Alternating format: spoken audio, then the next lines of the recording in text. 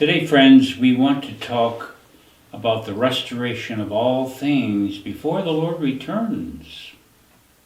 Christ will not return from heaven until everything is put back into order.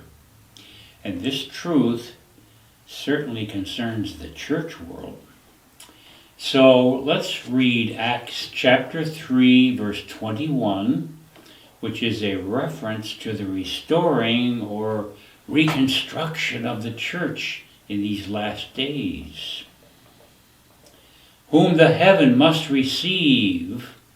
This phrase actually means that Christ will remain in heaven until the times of restoration or restitution of all things, which God has spoken and promised by the mouth of all his holy prophets since the world began. So this passage in Acts is clearly telling us that Christ will remain in heaven and he will not return until the time comes for everything being restored, especially in the church world. This verse is telling us that Christ is held in heaven until the church is brought into divine alignment again and restored to its original purpose and glory. The restoration of all things begins with the church, which is the first fruits of all creation. So this is actually a two-part message to help us see the bigger picture of the restoration of all things. And after reading Acts 3:21, the first thing we need to see here is that we are not waiting on Christ to come. More, he is waiting on us. For this verse declares that heaven must retain him until the restoration of all things occurs. Wow. So that means the church must be restored before the King of Glory returns. Not just revived, but restored, realigned, not just stirred up, but reconstructed according to God's divine pattern. The early church was powerful, but it was only the very beginning. The end-time church will be even more glorious and mature and ready. But we must understand that the restoration begins with you and I, with all of us. So, in reality, the early church never fully experienced their full potential. And here are several reasons. One, because the early church only experienced a moderate outpouring, which is called the early rain. The early rain in the natural was a light rain to soften the ground for planting. This means that the early church was powerful, but it was not totally complete. And it is the latter rain, which is heavier in the last days, that will bring the full glory and full harvest. So, another thing we also know from history is that the glory did not remain upon the early church. It diminished. It faded into the dark ages. But the last day church will have a glory that remains because it must be a glorious church. The Lord is coming for a glorious church without spot or wrinkle. So friends, let's look at Haggai chapter 2 and verse 9. It says, "The glory of this latter house," the temple, "shall be greater than the former, says the Lord of hosts. And in this place I will give peace, says the Lord." So the church has to be complete in order to be filled with glory. it will not be complete until it is a glorious church, and the bride is formed without any spot or blemish. Another thing is this. Another evidence that the last day church will be greater and more glorious is seen when we consider this fact. The Lord is going to perfect and build up His church.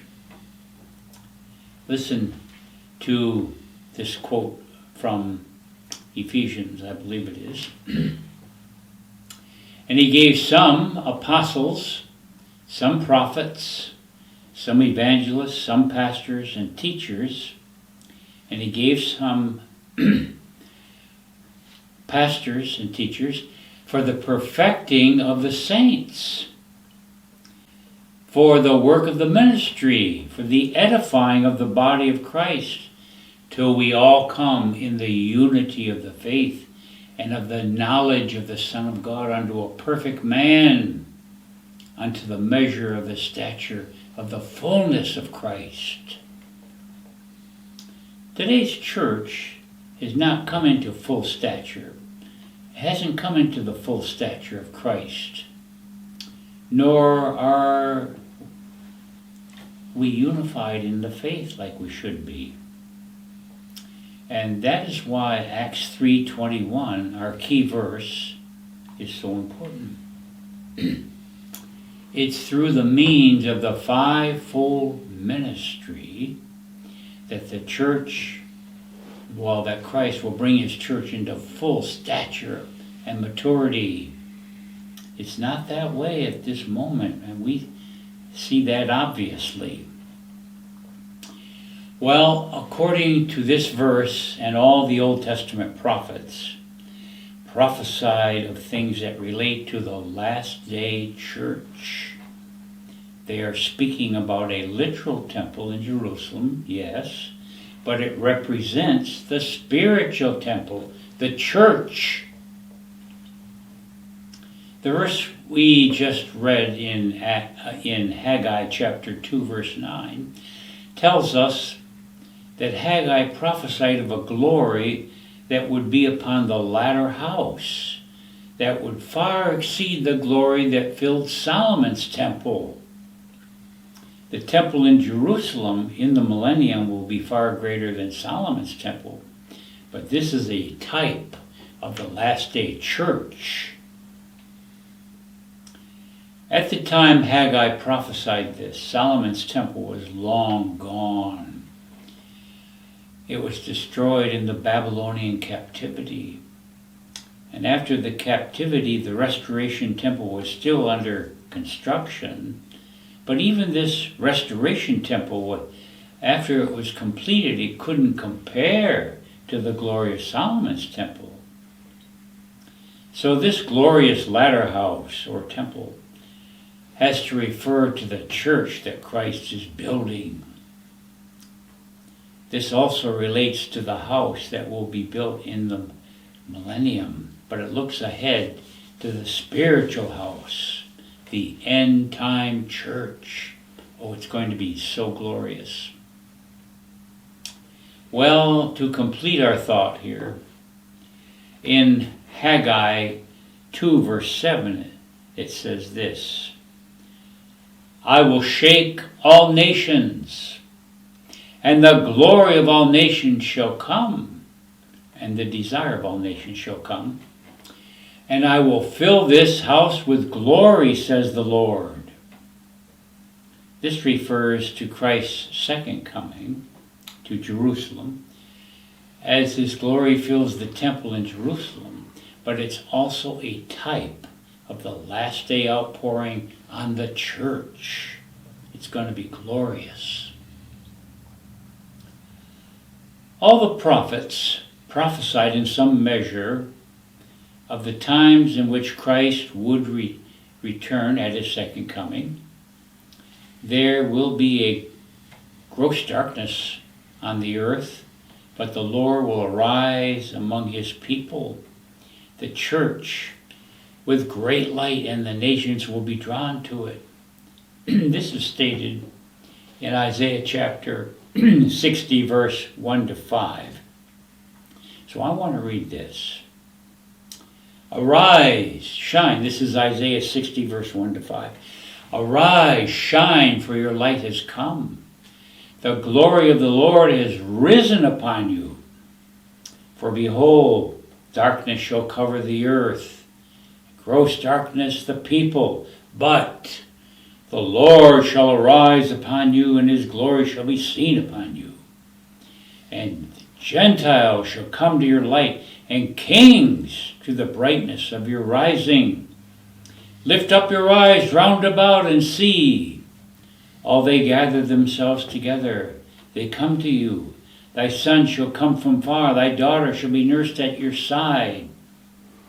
Then you shall see and flow together, and thine heart shall fear and be enlarged. Because the abundance of the sea shall be converted unto you. The forces of the Gentiles shall come unto you.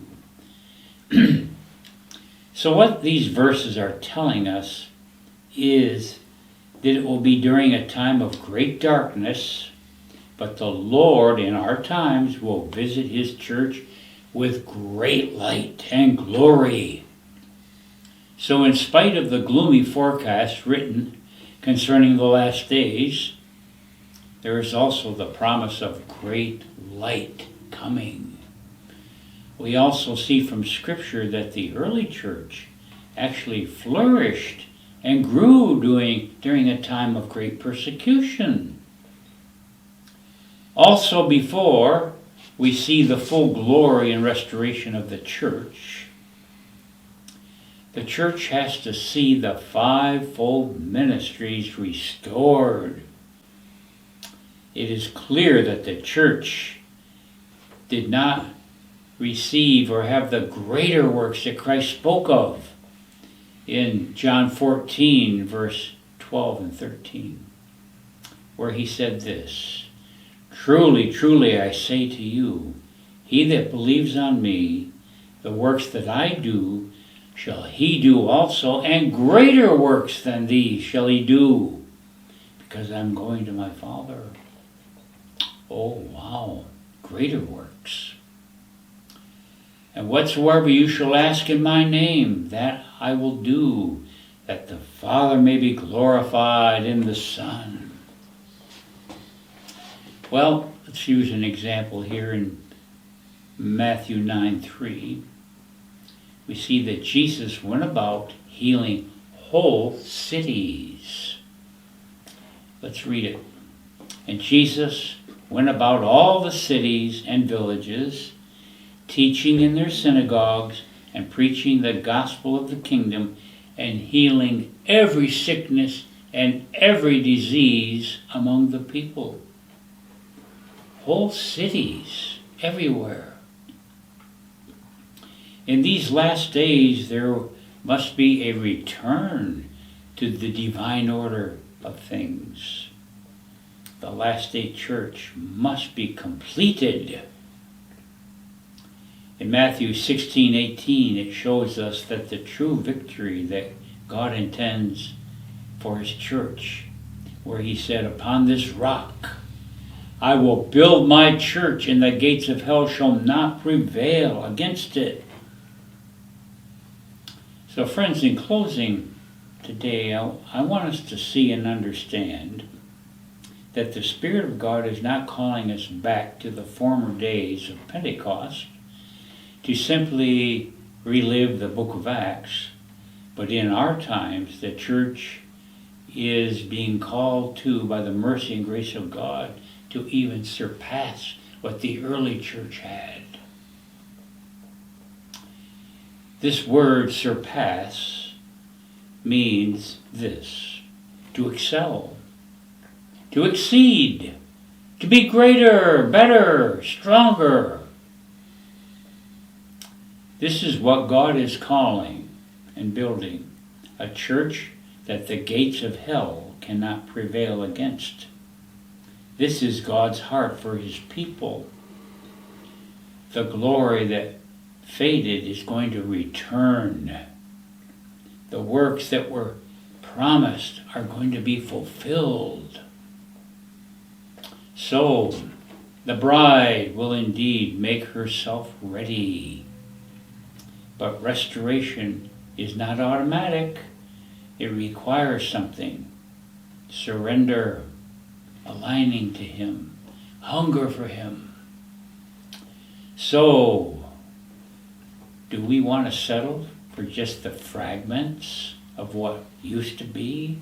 Or will we determine within ourselves to press into the fullness of what God has told us is available for us? As we've already said, Christ is waiting.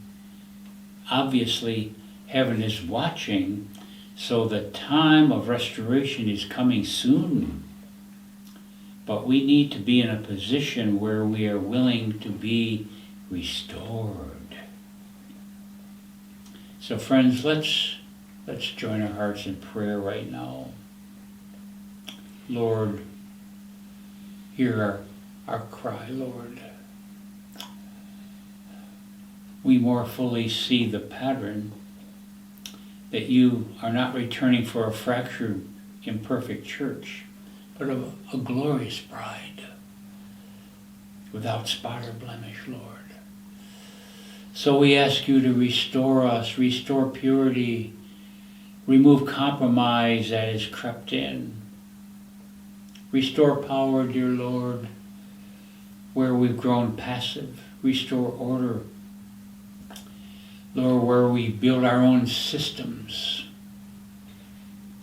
Let your glory return and the greater works return, dear Lord. Let the latter rain fall. Make us ready, dear Lord. Amen, Lord.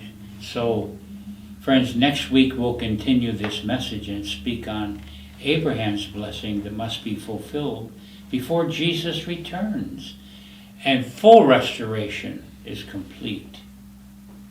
We'll also speak on the last day outpouring that the church will experience. For these truly will be the days of the greatest blessings, the greatest outpouring, the greatest glory. Amen.